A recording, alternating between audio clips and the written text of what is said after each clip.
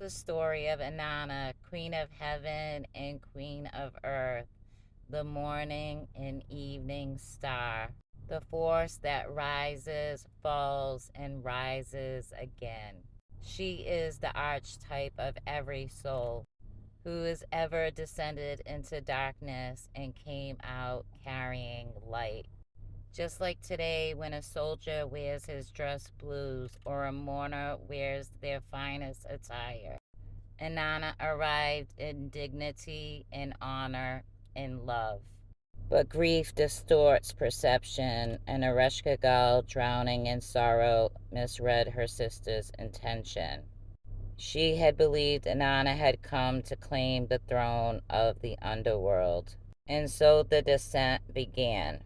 At each gate, Inanna was stripped of a piece of her power: her crown, her necklace, her breastplate, her ring, her belt, her bracelets, her robe.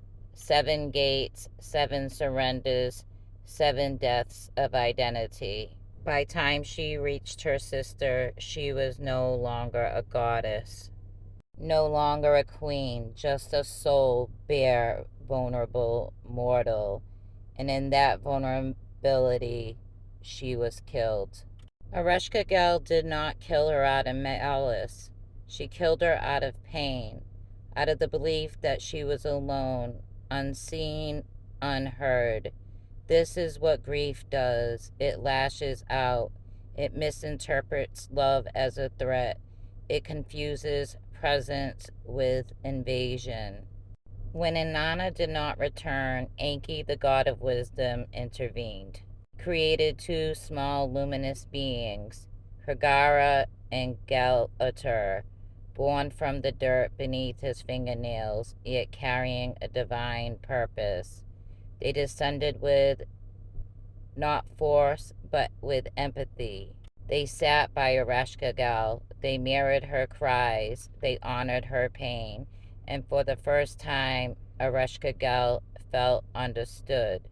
In that moment of compassion, she agreed to release Inanna, but only if someone else took her place. When Inanna rose from the underworld, she found Dumuzi, her lover, celebrating, feasting, living joyfully while she had been hanging in the shadows. She saw his indifference, his comfort, his lack of mourning, and she chose him not out of vengeance, but out of cosmic balance. Muzi would spend half the year in the underworld and half the year above, and so the seasons were born. When Inanna returned to her throne, the world shifted. Winter became spring, death became life, darkness became dawn. This is the rhythm of the universe: descent, death, rebirth, rise. Inanna's story is not ancient history. It's the story of every person who's ever fallen apart and rebuilt themselves again. Some call it rock bottom, some call it awakening, some call it rebirth.